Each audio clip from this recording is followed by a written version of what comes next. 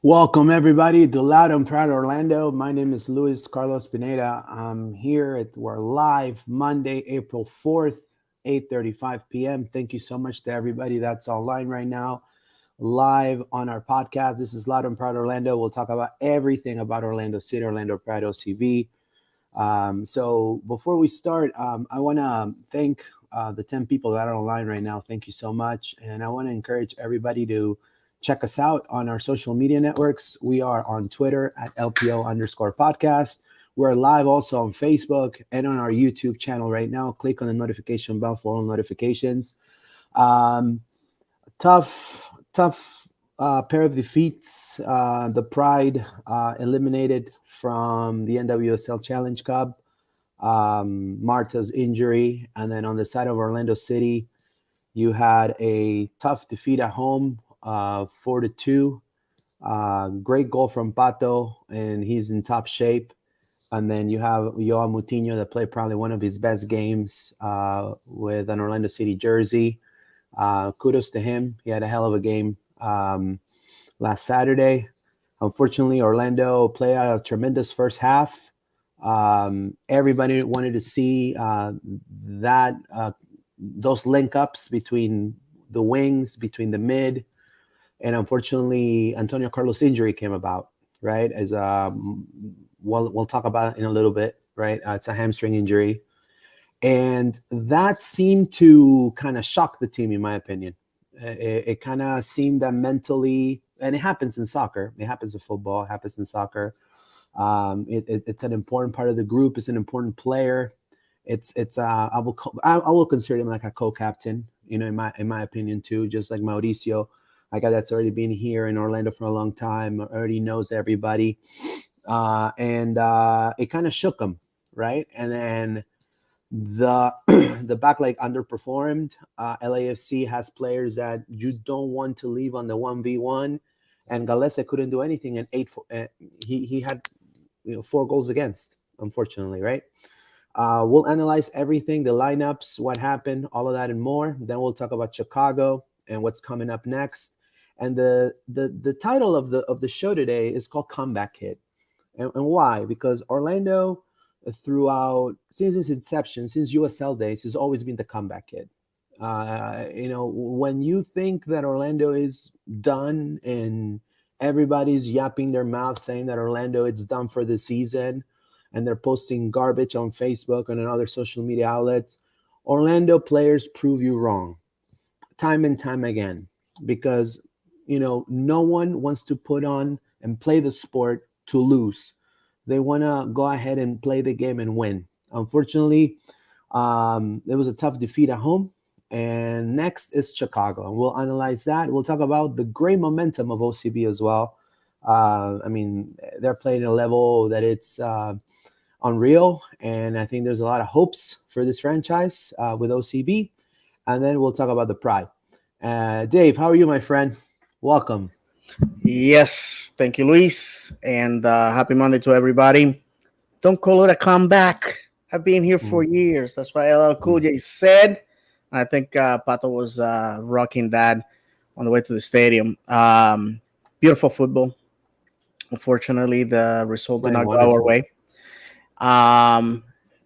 I have to say, first of all, Luis, I have to thank the listeners who came to say hello to me at Harry Buffalo.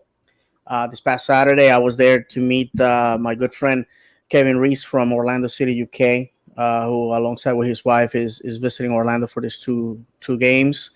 Talked some football. Obviously, talked about our English team. He presented me with a Stevenage jersey signed by all the players.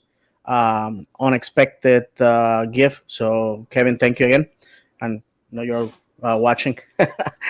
So it was super invigorating to see the atmosphere, Luis, and obviously felt good to see that the people that are watching, consuming our content, really enjoy it. Well, what I can tell you guys is this: when it rains, I always expect the game to be chaotic because if the ball is wet, the surface is the water on the surface causes drag. The ball doesn't bounce as it should. On the 4 goals, so we're still going to talk about all this. 4 goals, this is my analysis. First one, we got caught with our pants down. Okay, I can give you that. Second one, inexcusable. Completely inexcusable, especially after we just leveled things up with a beautiful volley from Pato. That's probably one of the best goals I've seen live in a very long time. And then then we have to then we allow them to come back, and then Joao has to pull another rabbit out of the hat. And we went to the showers thinking, okay, well, at least we're gonna get a point out of this. And unfortunately, that wasn't the case. Third goal was defensively. We just basically gave them the ball on top of the box, and we blocked Pedro's view, and that's where the goal comes from. I've been sitting in section 33, so I had a good view of what was going on. And lastly, the last goal, I don't harp on those. Like I was telling Luis before we started recording, if you have watched enough football, you know that when you are chasing the game in stoppage time, it's all meat on the grill, and you're all offense, and they're gonna always get you on the counter attack. That you lose by 1 goal or by 2 goals, it doesn't matter. You're losing regardless. So I am okay with the risk versus reward in that situation. It was a bad night. Those games happen. But like all our friends are saying in the comments, Luis, offensively, we look very good. Just like I said, just defensive mistakes. That's where we dropped the hot soup on our lap. I'm okay with situations like that as long as we learn from our mistakes. But we gotta win at home, and unfortunately, we have dropped the ball twice at home under extreme circumstances. One game was really cold. This one was really wet. Regardless, you gotta win at home. Yeah, Oscar Pereja on post-game press conference, I was there. He was very upset. You could tell he was visibly upset. He also said the same. He used almost the same word you used. It was inexcusable. He was not there to make excuses. He praised the first half of the boys for sure. He praised that. That's the style of. That's what Orlando City play needs to be. When they're fully gel like that, they dominated the first half completely, and came back twice from being down a goal, and he wants to see that more. Unfortunately, the second half was inexcusable. He even said it, right? And so those are things they need to work on. And unfortunately, in a crazy way, I personally take this as it's better that this happened now, which is at the beginning of the season, even though we already lost 3 points at home, no, 6 points at home almost, right? Uh, than it happened further down, right? Obviously, everybody, we lost AC, right, and Antonio Carlos, but again, we'll touch on that in a little bit. I want to read some comments here, so we can read the people here. Victor Sanchez, it says Orlando's here to stay no matter what. We're here to support. Ahmed Salim, it says let's go Seawolves. This is Ahmed Salim. Watching them play this past weekend, you really see the chemistry developing. Looking forward for the rest of the season. Edgar Montañez, saludos. Un saludo, Edgar. Jim D, probably the most elegant soccer I've seen from OC's offense, possibly ever. I agree on that.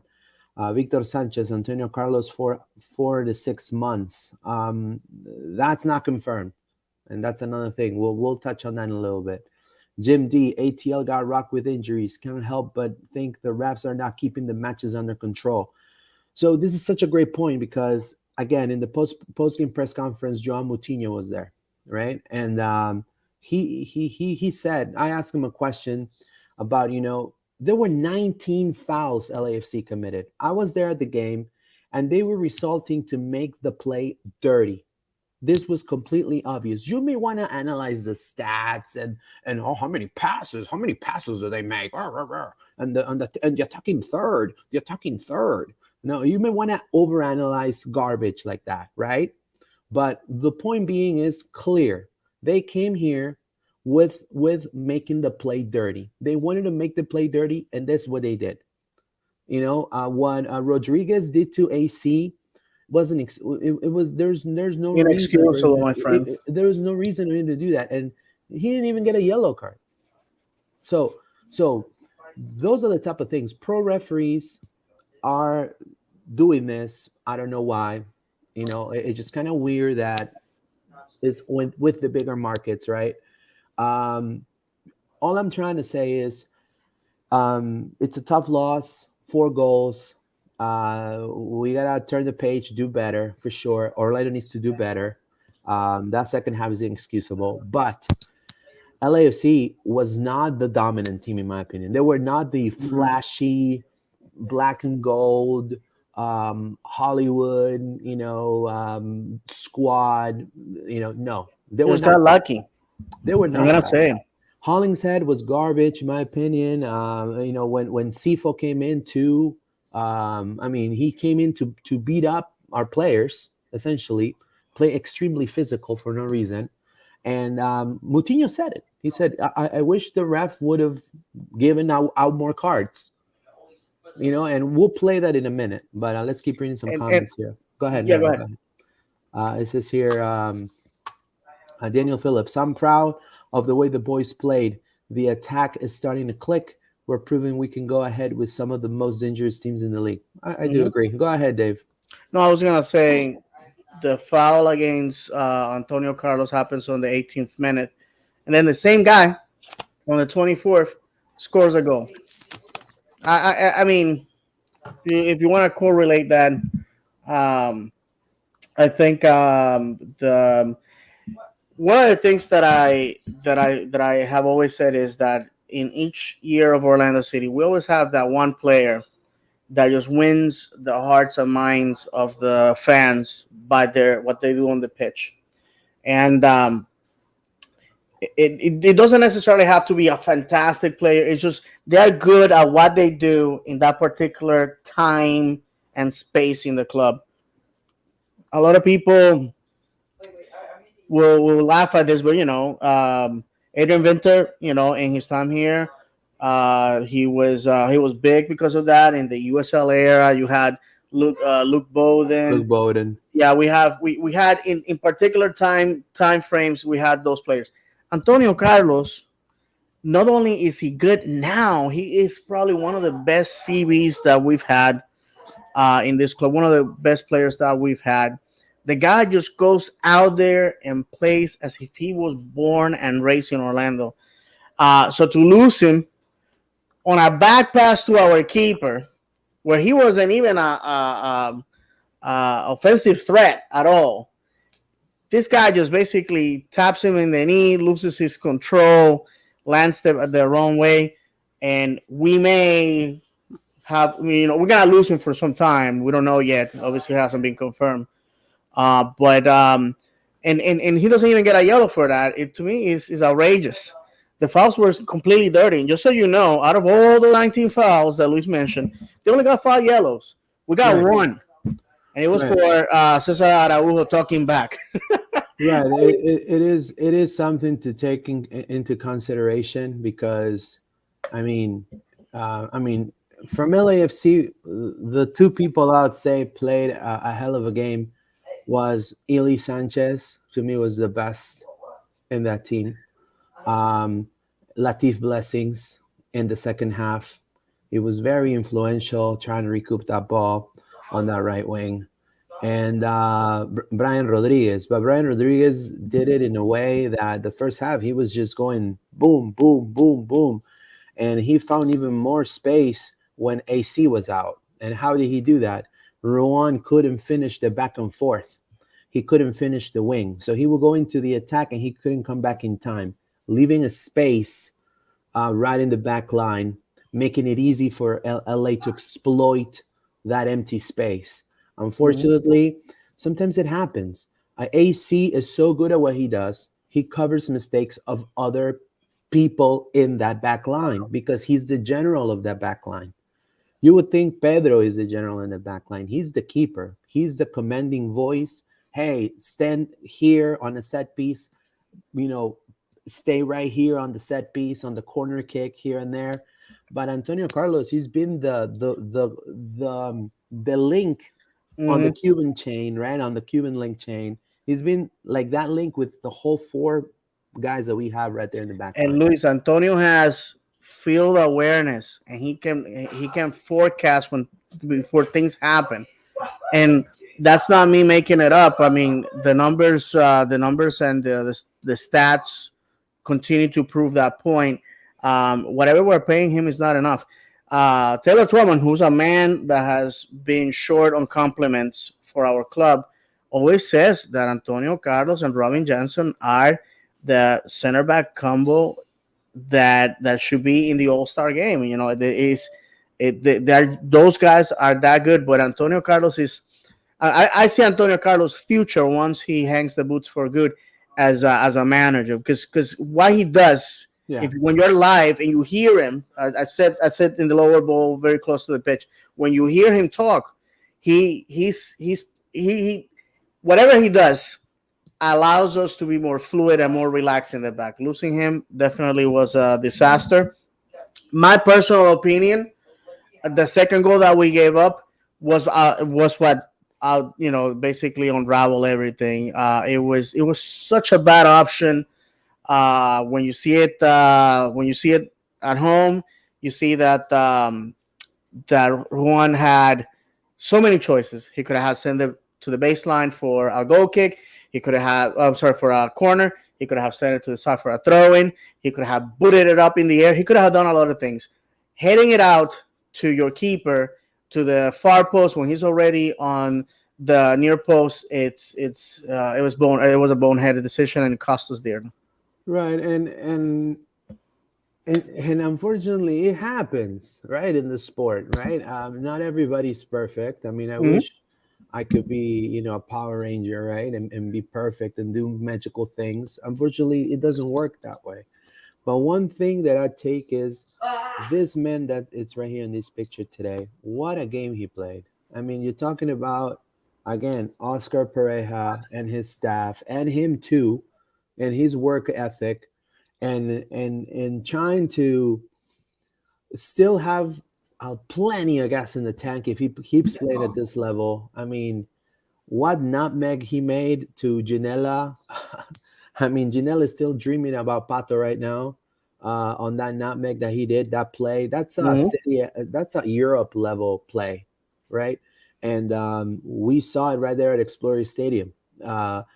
If Pato keeps playing at that level, he's gonna be a threat indeed, and he's definitely a starter no Comeback matter player of what. the year. You can't take him out of there. He already has 2 goals and 1 assist in the season. I think little by little he's gonna find his form. He's being more vocal. He complained a lot about them playing so rough because you have to understand he's also been injured and sidelined for many times, Yes. and he already saw what happened to AC, and that Mhm. was unacceptable, unacceptable. And Unacceptable. he was being vocal about it, and then Urso told him, "Hey, relax, man. Like, don't get a yellow card, dude. Because if we lose you now, like, if we lose you, man, like, we have no attack right now. So, take it easy, take it out a notch." And unfortunately, he kind of took it down a notch, and then But what a game! Super proud of him. So happy to see him play at this level.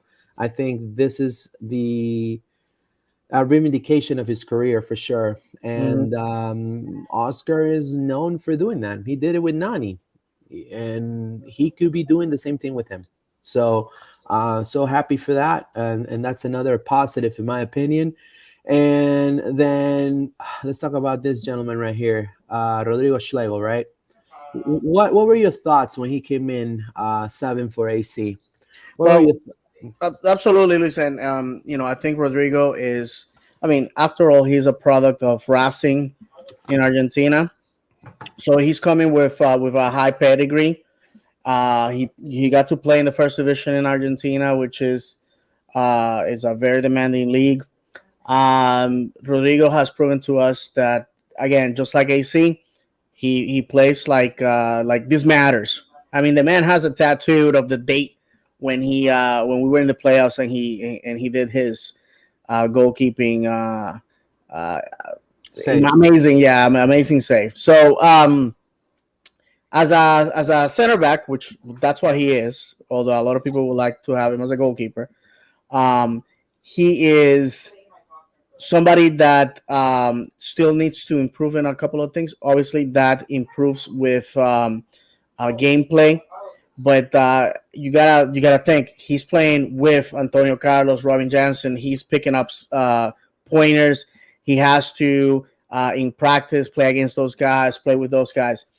I think he's a suitable replacement.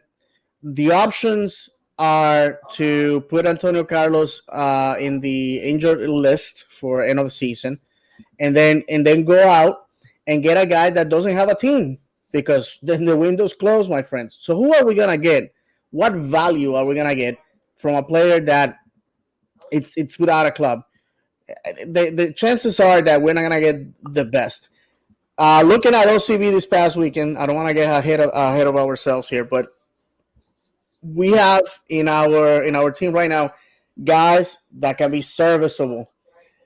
What I think of Rodrigo right now is he has the experience. He's young, has experience. He's hungry, and he knows to step up in a moment where a lot is being demanded from him. Whatever he did in 2020 is basically a showcase of what he can do. I saw his highlight reel when he was playing in the reserves for Racing. The guy goes out there and gets the job done. What I want from him is less yellow cards and less scary fouls in the box. Other than that, I think we're in good hands. Besides, if every team is as good as their bench, so this is the time when he's calling to action, and definitely he has to deliver. Um, I agree with you with what you said. There's no point of throwing away the season, which is that's what I've heard. I've heard people want to throw away the season. I lost all hope. People need to get accountable, and I don't think they've ever played a sport in their life. But then again, right? They're entitled to their opinion, right? But I totally don't understand the bashing, right? The throwing away the season. Throwing away the season, AC's injured. Cry me a river. Let me go ahead and call my mommy, right? To come pick me up, right? And we have Rodrigo Schlegel, which we have to trust, and we have to give him the benefit of the doubt that he's They will going to support him. We gotta support him, man. We gotta support the man. Why are we even fathoming going into the free agency to get somebody else? That in my opinion, that is stupid and disrespectful to the man. Right, it's disrespectful to the people that are there. Then you have this kid right here, Thomas Williams. He's playing at a great level in OCB. Some of the press don't go to OCB games.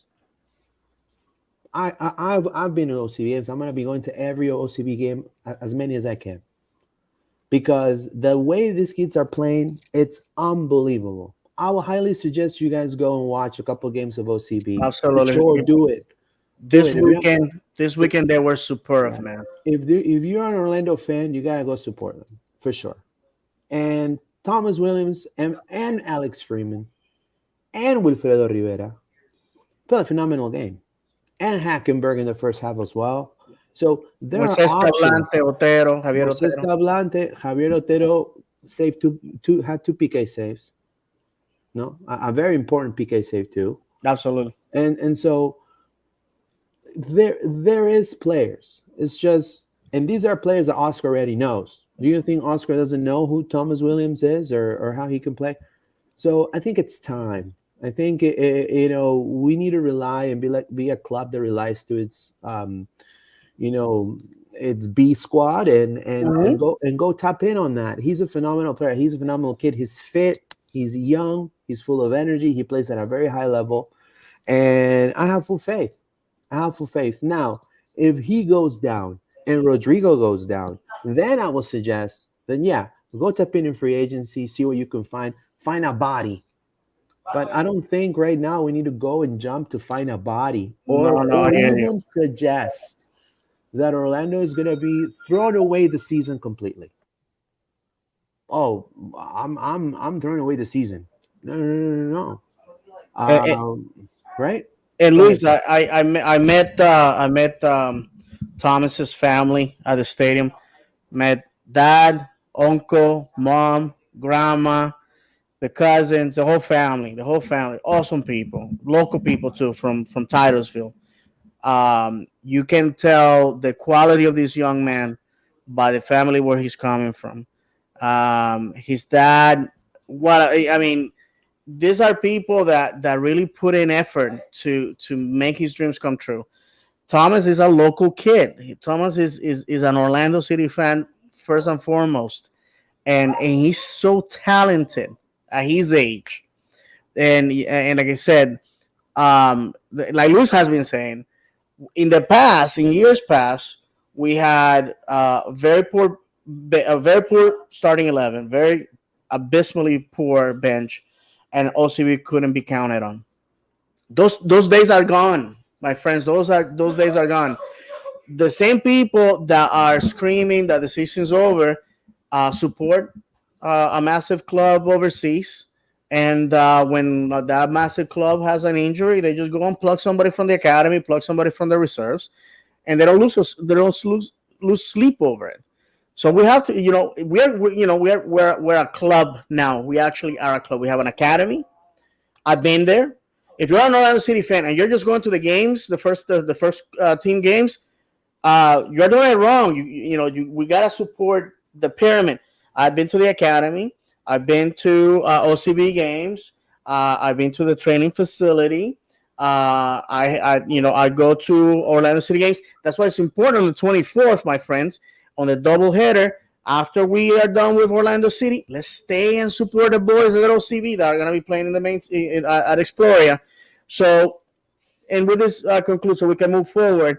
The reality is that if you want MLS and you want football here in Orlando to reach the level that you're used to watching it on TV in Europe, this is how you begin with, by having the next man up mentality and having a club that will provide that for you, a constant belt moving belt of players. This guy is injured. The next guy can take over. And like I said, me personally, I want Antonio Carlos healthy. I think For sure. Antonio Carlos, Luis, is on his way to a All-Star performance. For sure. And quite honestly, could be Defensive Player of the Year. This really is a monkey wrench in the engine. Yeah, it's sad that nobody recognizes that, right?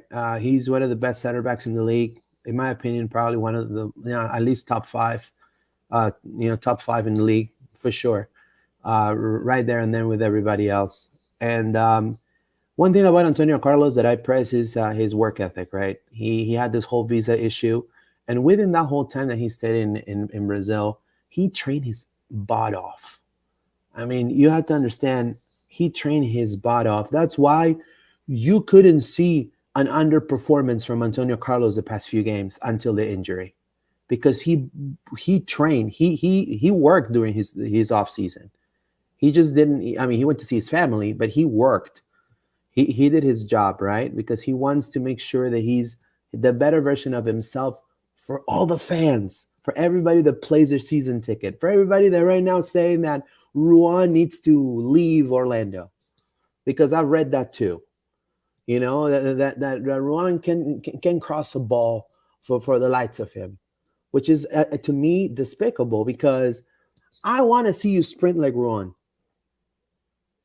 I want to see you sprint like Ruan. I bet you cannot even do it, right? And just paying your season ticket doesn't give you the right, to completely negate the fact that Ruan has given you goals that you've shouted and you said goal. You cannot negate the fact that Ruan is also a player of this team, and he's also worked the offseason. He's also an important part of the club. Whether you agree or not, we can now go and get DeAndre Jedlin. We can now go. We're not that type of club.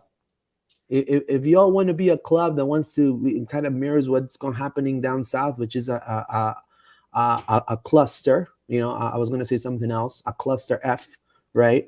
We're not that type of club. Orlando came from USL. Orlando believes in youth. Orlando has new ownership. And I support what Orlando's doing right now, in my opinion. Absolutely. And I can't fathom. You have, here's the transfer market, and they already have Antonio Carlos injured, obviously. Then you have Rodrigo Schlegel, Robin Jensen, and Taylor and Thomas Williams. Thomas Williams. 17 years old. I mean, he can easily be the next Miles Robinson for the national team, in my opinion. I mean, and we could have a potential. And on OCB, we have people that are playing also in a high level, like Wilfredo Rivera. And he is, in the Puerto Rican national team. And the first team. In the first team. And he's going to be the Cup of Nations coming up soon. Again, I don't want to get ahead, Luis, but he was the captain for OCB this past weekend. Fantastic game from all the boys at OCB. To go to the Juan situation. Listen, mistakes happen. Last week, everybody wanted to kill Andres Perea. Again, it was a mistake. But to quote our manager, Oscar Pareja, he at Punch with Pareja, he asked us for patience. We gotta give it to them. He said, "Hey, bunch of young people. There's gonna be mistakes. Blah blah blah. Be patient, because when this is firing in all four cylinders, it's gonna be something special." Hey, Luis, can we go to the message Sure. board? Yeah. That's what I was gonna do. Thank you so much to the 15 people online, and I also want to thank 1A1 Creative for all the pictures that we have today. You can check them out on Instagram at 1A1 Creative on Instagram. We'll have more pictures coming up, so thank you so much to them. And 1A1 Creative is Team Loud and Proud, so I want to say that also. Let's read some comments here. Thank you so much for that. Jamie Whittemore says, "Sadly, most fans want to complain and find anything to complain about. I have faith in Schlegel. We will be fine." I mean, I agree wholeheartedly. And I'm just saying is when mean, you can definitely make an argument, and everybody's entitled to their opinion. But what I don't understand is just when you're completely scrapping a season, when you completely are down playing a player that's playing at a high level, that has played in Brazil Serie A, like Ruan has, like Antonio Carlos has, in important clubs over there, and you're completely calling him a piece of trash while you're Mm. eating Cheetos in your house, or your mom is telling you to clean your room, right? So that to me, it's like unfathomable, and it doesn't go with the sport. But then again, whatever, right? Jim D. Unfortunately, it is not just replacing AC. It's making a new team of CBS, right? Of center backs. Mm. Gamma Knife. We're still going to need another option at center back from which Schlegel or Jensen are out. I totally agree. Mhm. I mean, we have Thomas Williams, and we need to look into that. And when the window opens, we'll definitely maybe keep an eye on that. Victor Sanchez, Rodrigo, Papi, I can do it, Papi. That's right. I remember that for sure. Yep. Jim D. Puruan, he looks like he's lost his confidence. He's no longer playing to his strengths. He's not making those touchline runs or even attempting crosses. You have to also understand, people have off games, right? And I'm sure he's hard on himself as well. And also, you have to understand that on LAFC side, Palacios was one of the people who fouled a lot on that side. And that's right on Ruan's side. And also Hollinshead, he had a great game. The former FC Dallas right back. So, and they kept switching sides here and there. And I'm not trying to defend Ruan, but I'm just saying I mean, he's given us good link-up plays with Facundo Torres in preseason games, in-season games. And I just think, we're kind of not seeing that he can definitely play at such a high level too. So remember, Jim D, remember when nobody could replace the injured Pato, and then Dike happened. Some kids just need a chance. That's right. I totally agree. I totally agree. And, the cool part about it is that Orlando now has to play against Chicago, plays at home, and they have a chance to, clean up their mess, right? And totally give the fans a well-deserved W that everybody wants to see. And especially the first half performance that they had against LAFC. And they can do it. So what are your expectations for the Orlando City and Chicago Fire game, Dave? Yeah, 1 p.m. kickoff definitely is going to bring the challenges of what's going to be hot. And that's the first thing. It's going to be hot. And we have to use that to our advantage. I felt that we won the Chicago game. Obviously, that was a goal, and I will go to my grave. My headstone is going to have a bunch of things at the end. That was a goal in Chicago. And so we managed to defeat them. At the time, they didn't look very good. I mean, they have a point ahead of us. One of the things personally, I want to defeat them because I'm sick and tired of MLS and the Chicago media saying, we haven't lost the game. You did against Orlando. That was a goal. Oh, we haven't conceded this many goals. You conceded against Orlando. Okay? So fact is that I want all the frustrations of the past few days to just be bestowed on Chicago and make a statement. First and foremost, because it's the first time since Cincinnati where we are playing Eastern Conference foe. We have to get the 3 points. We have to win at home, friends. We have to win at home, regardless. There shouldn't be an excuse. If you lose or tie to Chicago, then you cannot make an argument in the postseason to go and get the supporter shield or the MLS Cup itself. You can't. You can't let teams that, in my opinion, are not as good as you are on paper defeat you at home. And this Saturday, they have to come back. one of the things that I gathered from the fans, Luis, as I was leaving the stadium, was that the fans were not upset at the result. Yes, we lost, so obviously that's upsetting, but they were okay with our performance. What they didn't like was that two home games in a row, especially one that we had to wait so long for, and we lost. So fans want to see the team win at home. So I expect the boys to come back, refresh, re-energize, and be able to do it. But again, Western teams, personally, since we've been in MLS, I don't put too much stock when we lose against them. Like I said at the beginning, because those points don't count against us in our pursuit to a playoff spot. But this is an Eastern team. We have to defeat them, and I have to tell you, the East looks like a mess, and it may be like this for the rest of the season. So, with more encouragement, we should start putting points on the table to basically put it on cruise control to the playoffs. Let's get the board out. So Orlando against Chicago. Let's do our lineup. Everybody that wants to participate, you can also leave your lineup. Who would you put as a right back? Who would you put as a center back? Who would you put as a left back? Obviously, with the loss of AC, who you put as who would you put on there? So just leave your comments, and we'll change it on the lineup here. So obviously Pedro is going to play, right? I mean, I think that's obviously Pedro Galese, right? Then who would you put at right back? Would you keep Ruan, or do you have any other options there, Dave? I'm gonna get a lot of hate. I will put Smith. I will put Smith there. You put Kyle Smith. All right. Mm-hmm. So I will keep Ruan there, but okay, that's fine. Kyle Smith, and then who would you put as a pairing center backs? Our pairing is obviously gonna be Schlegel and Robin Jansen.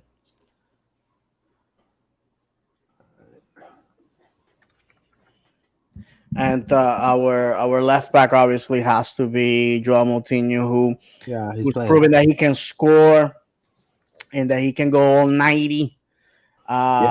Joao, what a personality on the 1v1 too. I'm very surprised of his level of play. Joao is gonna have his best year in MLS this year. Save that, Joao. He, the kid has everything to succeed in MLS. He has an understanding of American culture. He sharpened his skills not only in Portugal Sporting Academy, but in the United States with, I believe it was Akron, where he came from.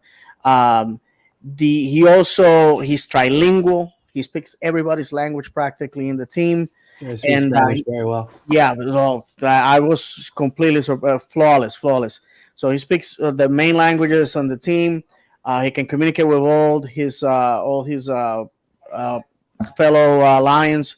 Aside from that, he's unselfish, and he rarely makes mistakes. So you have to reward him for that. And he's in fantastic condition compared to years past.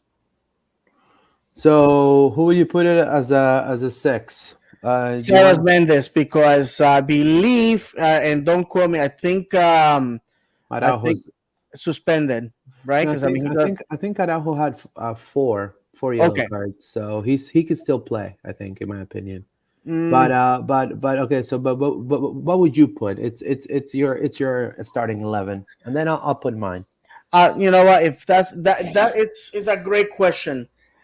Mendes is coming back from a fantastic CONMEBOL performance. Maybe we give some time off to Araujo. Doesn't mean that it's punishment. I think, you just rest the guy. You're at home. You know what I mean? And you definitely need to give Mendes some time.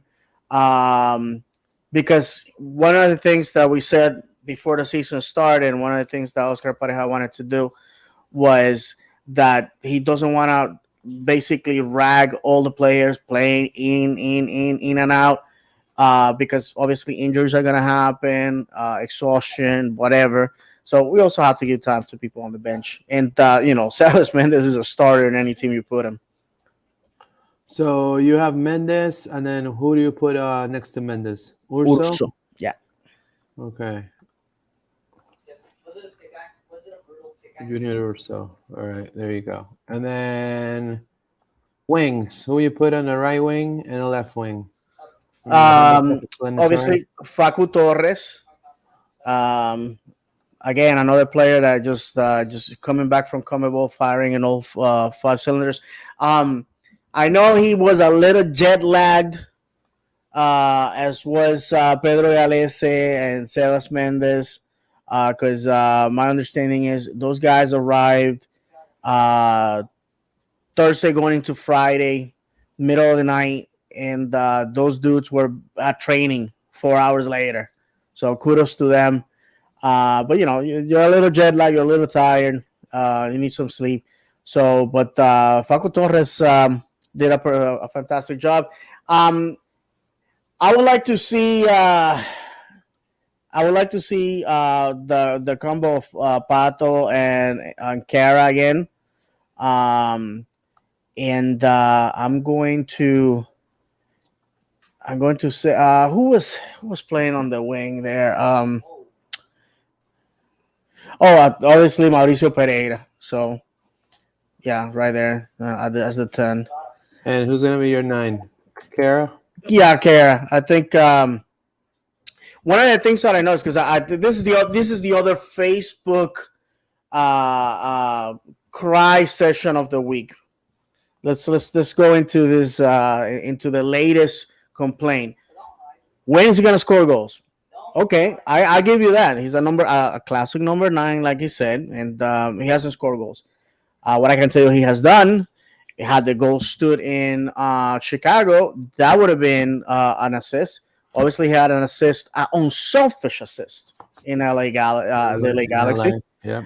And when you look at the game, he gives you so much defensively and offensively that at this moment, obviously, as long as somebody else is scoring, I don't really need to see him scoring goals to say I need to see him start, because Kara's doing a lot of things. One of the things that Fernando Darguila, former OCB manager and manager of the Barcelona Academy, said to me a few years back when we interviewed him for Orlando Lions then. He said that one of the main things that you need to do when you are evaluating a player is you need to see him when he does 3 things: when he loses the ball, when he doesn't have the ball, and when it's time to defend, especially on offensive players. When it's time to defend, what does he do? So when you look at those 3 things, that's what you need. That's how you know a player is good. When he's without the ball, when he loses the ball, how he reacts to that. And the other one is what is the player going to do defensively? Because football is a game where small mistakes, we saw that Saturday, can cost you dearly. So if you have a player that is like, hey, we've seen that person losing jobs. I got hired to take the trash out. That means I don't do anything else. I only want to do my task. That's it. Right, exactly. And just 2-second story. My wife and I went to a supermarket once. This very recently. I don't want to say where it was at. And my wife says to the cashier, a young girl, maybe 16, 17 years old. By the way, I had a problem trying to find this particular item. And she's like, I don't know. And just kept ringing. Instead of doing what I would have done, no problem, ma'am. I'll find help. Pick up the phone, call somebody from that particular section, try to find the product, because that means the world to the customer. She just, again, I'm only here to check you out. That's it. We're seeing those type of people. That's why Antonio Carlos is so fantastic, because not only he scores, he does his job very well. He encourages he elevates the people around him. It doesn't matter if you are working at Burger King or you're working assembling cars. When you have an individual that makes everything better around him, because he's not making it about himself or do less work, great things happen. And championship teams have 2, 3, or 4 of those individuals in their squads. So to me, Kara, I would like to see him score goals. I've seen his highlight reel. The guy can score. And this past weekend, if it wasn't for great goalkeeping, he would have got at least one or two. So Yeah, that's my yeah. Crepeau played in a very high level too. That's the keeper for LAFC. He stopped a lot of goals. Pato could have had a header. We have the picture here too. I'll put it in just a moment, right before we close here. But I want to say my lineup real quick. So um, when it comes to Kara, for a number 9, it takes time to gel with everybody, because the number 9 is a position that, especially him, he's a pivot 9. So he is not um, a false 9 or a 9 that's going to generate its own play. He's going to need the ball to be sent out to him through a set piece, through he could strike it from the distance, but he's not going to go on the 1v1 create his play. He's going to go on the 1v1 when he's 1v1 with the keeper, and then he's going to finish the play, right? So that takes time. He's getting better and better. He's getting already some assists. So in due time, it will happen. Gaston Gonzalez is also going to be coming into the team, and I think his addition into the team is going to change Orlando City completely, because he's playing at such high level right now. You guys don't even understand how on a high level he's playing right now in Argentina. He's probably the best player in his squad right now, and he's about to play Copa Sudamericana, and he's one of the top players there. So he's going to come in and he's going to definitely make an impact, in my opinion. With Torres on one wing and then Gaston on another wing, and then maybe we can play with Pato Ankara up top. absolutely. Maybe sit down Mauricio for a little bit, play with 2 number 6. So there's just more options for Oscar and his staff to figure out what other things we can do to play against the Austins and play against Yes, different teams that we have not faced, right? absolutely. So in this particular game, I would definitely keep Ruan here. That's the only change. I will change. I will keep Ruan here. I will have I will have Thomas Williams in the bench, because I think you need to give Schlegel the opportunity to prove himself and to handle a starting position right away. I think he's done it before, and he already has years playing with Jensen. So let's do it, right? I would not move Moutinho right now. He's hot. He's definitely playing very well.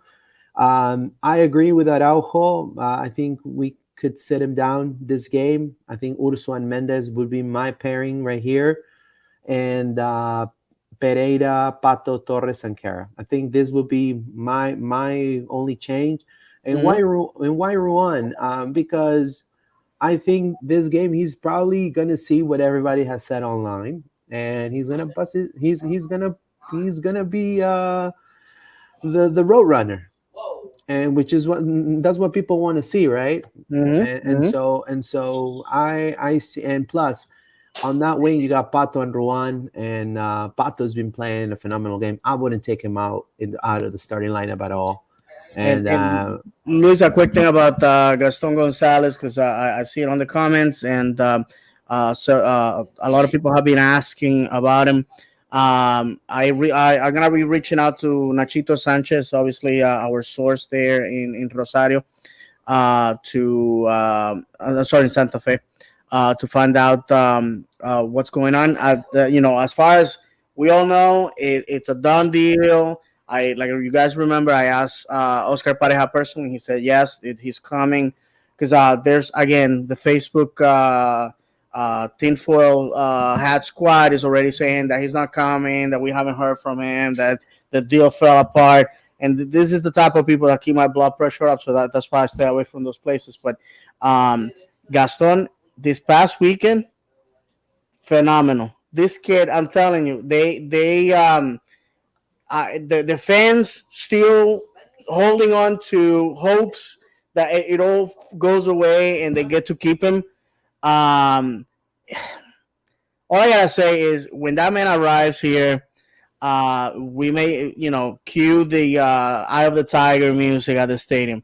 We may see, if people are saying that Saturday was pretty football and we still lost, you're gonna see some gorgeous football, because this kid This kid just is a footballer. He has it all. But aside from that, Luis, if we can go to the comments, I see that they're piling up. I want to give Yeah, people. sure. Yeah, I'm about to go ahead and do that. Just give me a second here. Victor Sanchez, can't wait to see Gaston in OCSC. Gabriel Gomez, Pato, and Crepo both impressed me as a new soccer enthusiast. How you doing, Gabe? That's Gabe from 1A1 Creative. Victor Sanchez, what about the OCB player that can play with OCSC? That's Thomas Williams for sure. I think he's definitely going to be in the bench, in my opinion. I think in case Rodrigo goes down, he's definitely in it, Yeah, right?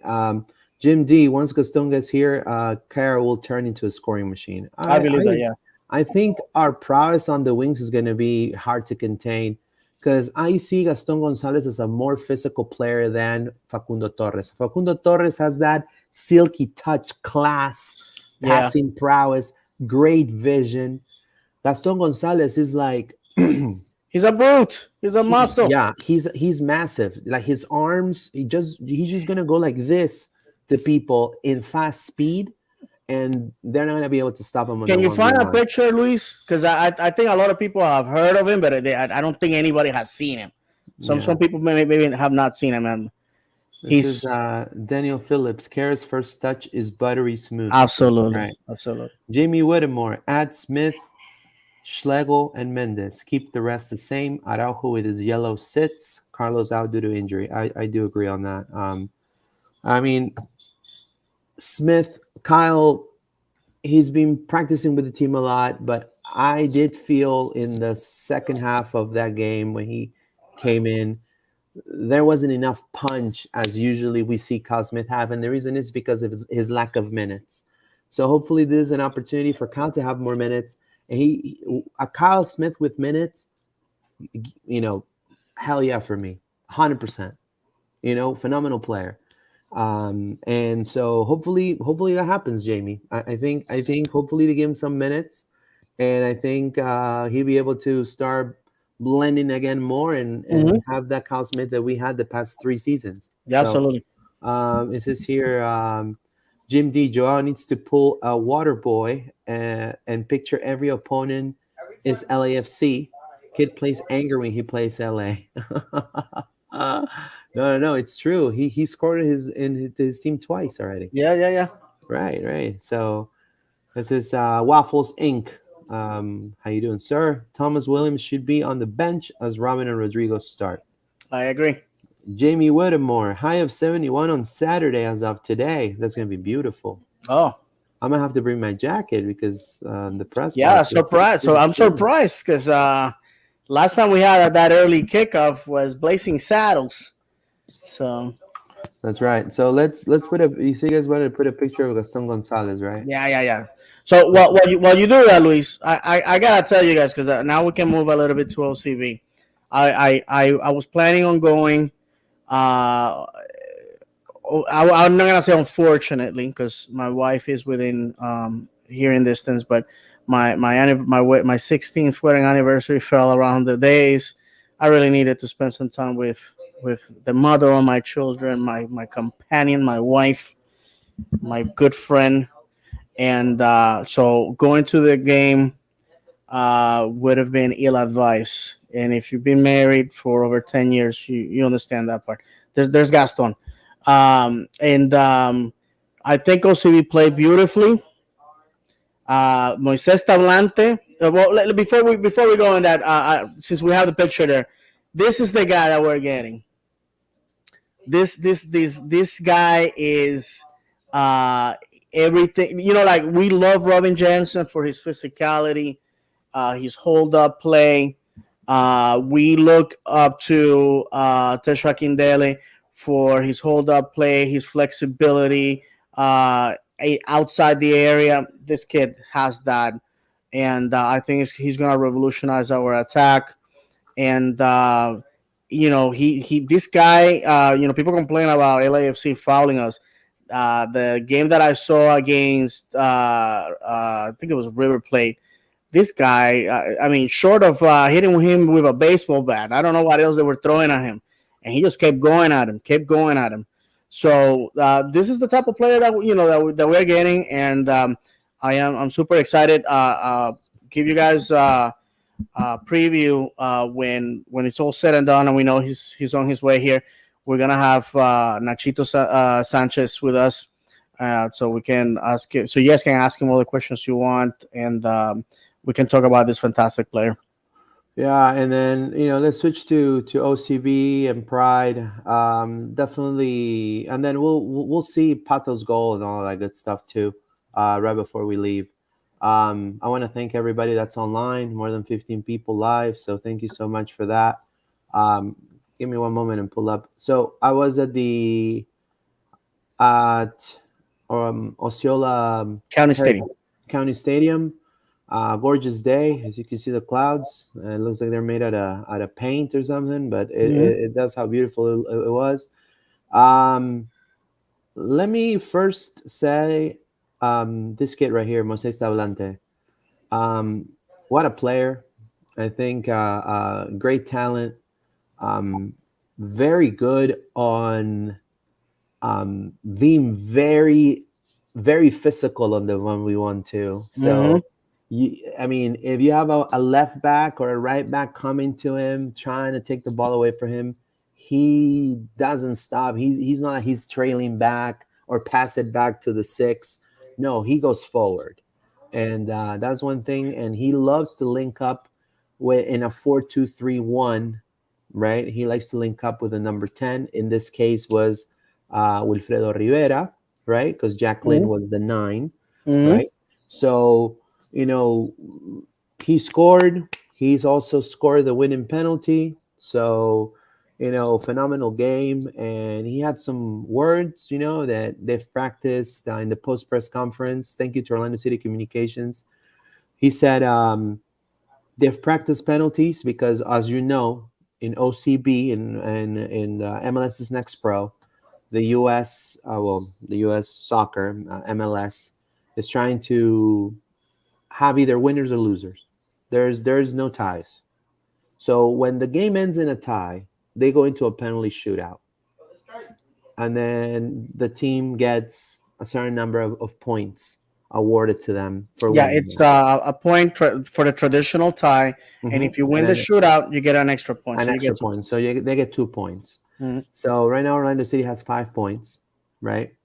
And they won the shootout. Not only that, but this guy was massive too. Javier Otero. I mean, talking about we have Mason Staduhar, talking about we have Greeny, and talking about we have this guy right here. And I'm telling you this, and for all Venezuelan people that are listening to me right now, feel very excited. If Fariñez, his last World Cup, because I know he's still young, this kid's the future keeper. Keep an eye. The United States do. I mean, this kid is a great keeper. Keep an eye. He has the size. He has the endurance. He plays well with his feet. He in the 1v1 he's done a Pedro Galese on this game. So he can definitely he's gonna make a statement on he's already making a statement on OCB. But it's just so exciting that this is coming from Orlando, from Central Florida. Absolutely. And so, Luis, if you're Venezuelan, to the fans, if you're Venezuelan, you should beat your chest proudly. Moises Tablante, and which we interviewed Moises Tablante 2 years ago in Tiro de Esquina. His dad is a listener of ours, and so I have a lot of. I lean towards Moises. I spoke with him when I went to see the U17s last season, and this guy, he's so talented. And my frustration is that we have so much talent in the first team, and Moises unfortunately will need an international spot as of right now, unless the team can work out a green card, or he has been here long enough. That he can pursue that citizenship, but the fact is that he has a very silky touch. He's very speedy. People love speed in Orlando. We have seen it with Adrian Vinter. We have seen it with Juan. This kid has a lot of speed.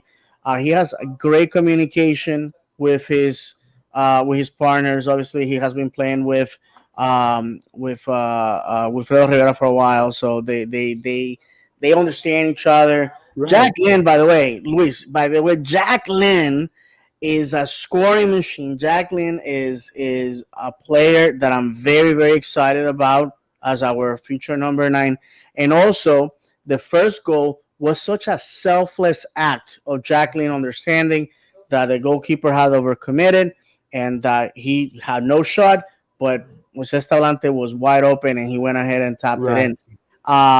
We also saw Wilfredo Rivera. Wilfredo Rivera that is going to be with Puerto Rico in the Cup of Nations. Wilfredo Rivera that is the he's the captain of OCB, and Wilfredo Rivera that is a future midfielder in this club, and exploiting the channels, and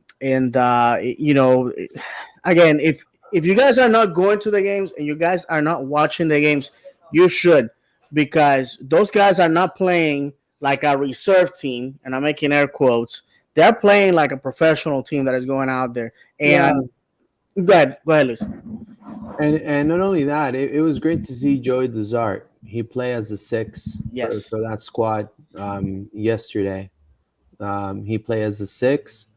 He missed a penalty, right? But Mhm. he played a full 90. And then I want to again talk about this guy right here, Wilfredo Rivera. What a player!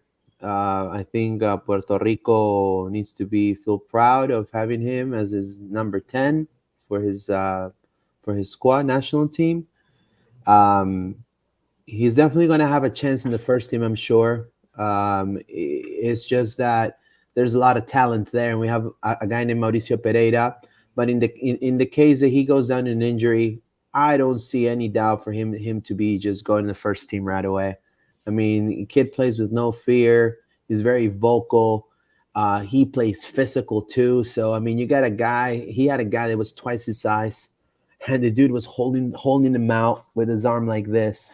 No fear in his eyes. No, playing very silky. I would love to see him link up with Facundo Torres. I think it would be freaking great. Hmm. He has good shot from distance as well.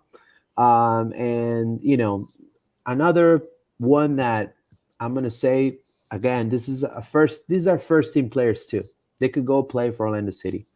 The first team is Freeman, Alex Hmm. Freeman. Talk about the player. Him and Thomas Williams on Sunday, they were just denying and denying and denying and denying NYCFC. One error that I think the backline had became just a superb goal by Keenan Hott, Hmm. the NYCFC midfielder. He just did a banger, Yeah, from and Javier Otero put a paw on that and still went through. right. So it's not like So they right, but really. talk about this. These are the players that we have on our B team. Like they are Orlando has in their B team. They are playing at such high level. Freeman, phenomenal game as well.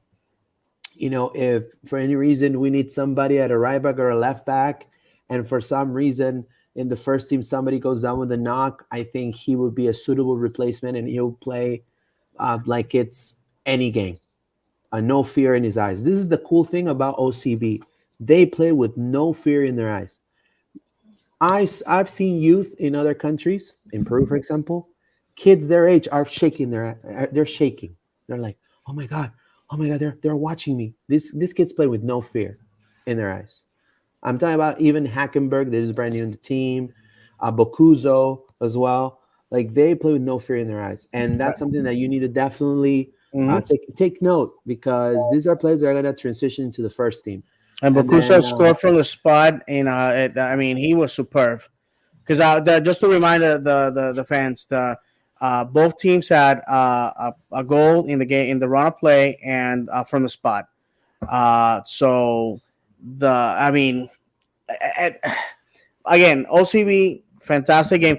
By the way, if you want to watch the games, you have to go to the MLS Next Pro nextpro.com. website, and then that's where you're gonna the link to the live stream will be put up 5 minutes before kickoff, and for because I know a lot of people have asked me, you can cast to your TV. That's from your phone. That's what I do, or from your device. So so a fantastic game. Luis was there, like we said, and real quick before Luis, before we move up to the Pride, because that's it's a big stick that we gotta cut with that. Um, the Nations League, the CONCACAF Nations League, is set up with League A, League B, League C. The United States is gonna be in League A, Group D, with El Salvador and Grenada. And team to watch, because obviously we have Wilfredo Rivera in the mix. It's going to be League C, Group D, Puerto Rico, Cayman Islands, and the British Virgin Islands.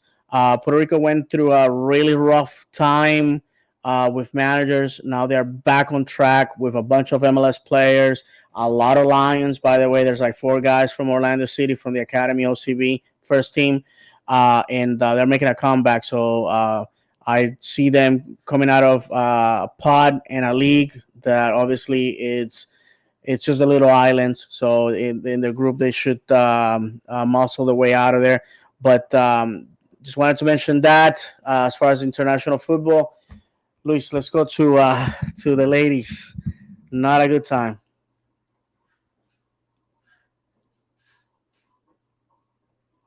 Luis, you're muted, my friend.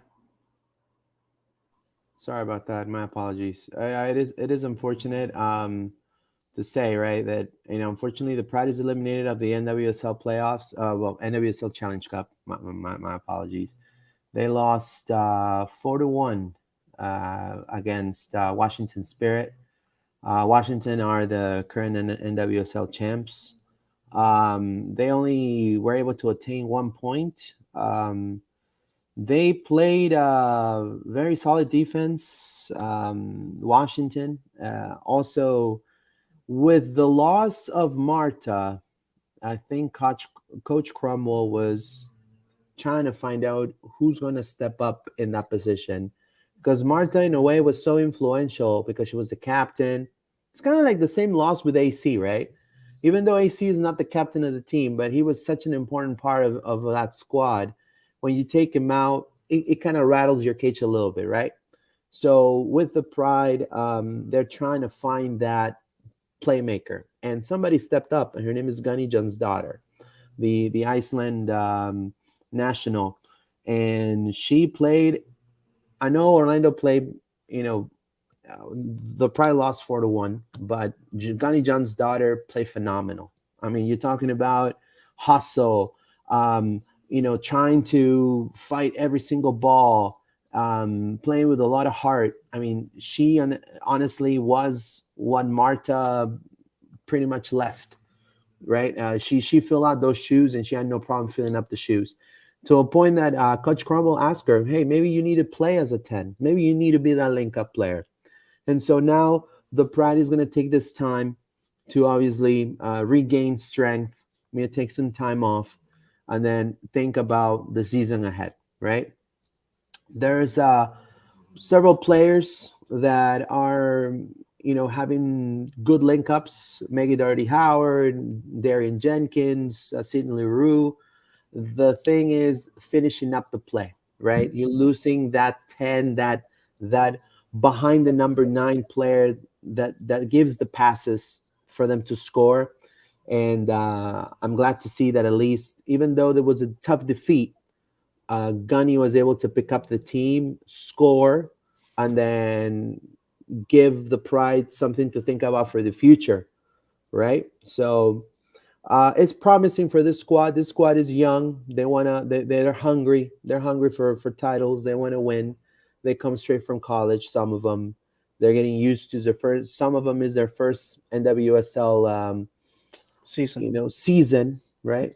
But I think they have the right mentality. I think the coach is gonna work on some things. Sad to see them go, but move forward, right? It's just listen. We have discussed this before, and I certainly have said it online. The OCB was built with a bunch of names, not necessarily that worked out. We had Tom Cervani. He basically gave up all our picks for the draft. That set us back 3 or 4 years. I mean, there was a lot of decisions that leave you scratching your head, and you know, it's a team that is in a rebuild year. Obviously, the NWSL has a different structure when it comes to building rosters and the rules and all that. We have seen that already with things that are okay to do in MLS and things that are not okay to do in NWSL. Fact is that I think once the regular season starts, you're gonna see a definitely different team. We gotta try a bunch of different things. I'm not. I know their fans are really tired of losing. But again, this is what I'm happy about is that the club has recognized where the problem areas were, decided to make changes from the front office all the way down to the kid manager. So it's I think they're gonna come back strong. Pride has two things that not all teams in NWSL have. First of all, they are supported by first-rate organization like Orlando City is. Two, their facilities are some of the best facilities for NWSL team in the league.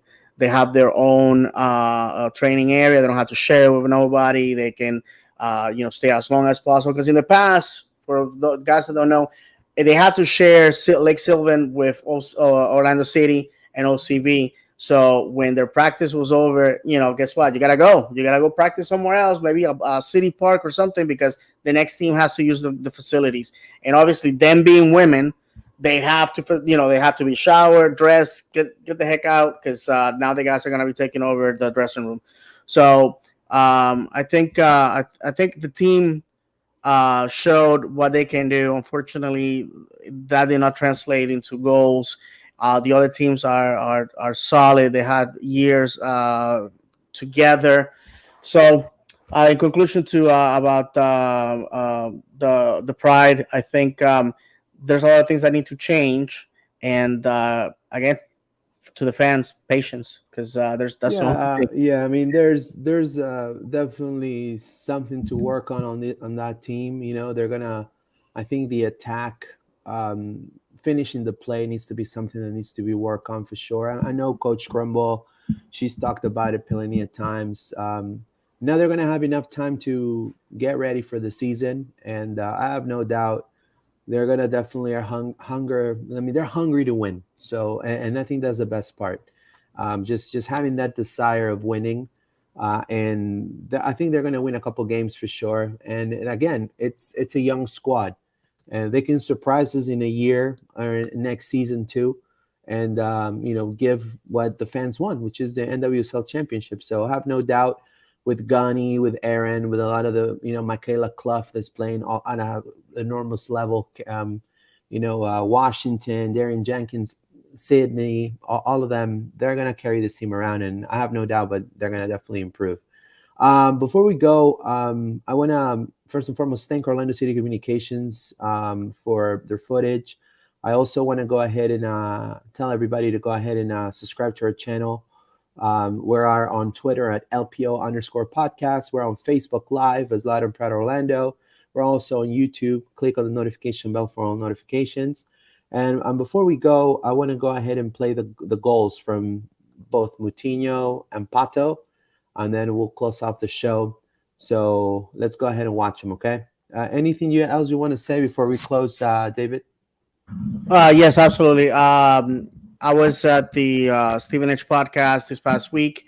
Thank you again for Matt for the opportunity. Awesome time with them. If you want to hear me talk about English football, the Stephen H podcast on all your applications.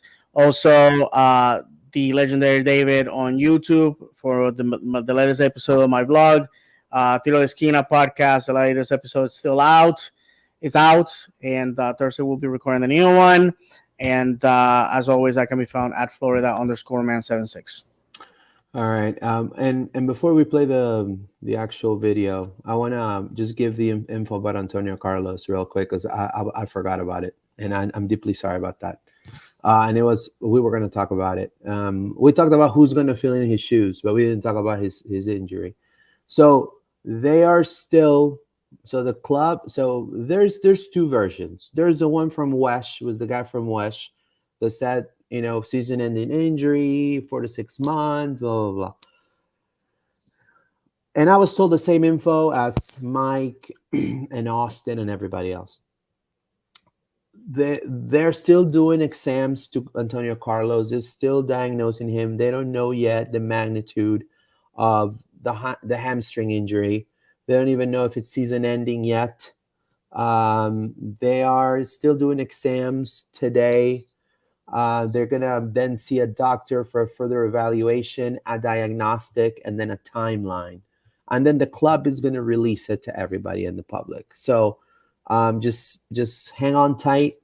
Clubs take that their time to make sure. Also, they don't want to just IR him because they think they want to make sure that he's completely, this is a season-ending injury, or this is a 2 months, just 2 months or 1 month or a couple of weeks, right? So they don't want to jump the gun, in a colloquial way of saying things. So bear with Orlando. A lot of clubs manage themselves and carry themselves differently. I think Orlando has always carried themselves very well. And they'll let everybody know. I'm sure you'll see a tweet from me or from Mike or from Austin or from anybody that covers the club, and you'll know about it. But they're still making exams and evaluations. He's still in evaluation, so there's nothing definite at this time. So I do wanted to just touch on that before we go. And then we'll go and play the goals from Pato and Moutinho. Anything else you want to say, Dave, before we go? We're good? No. Vamos Orlando as always.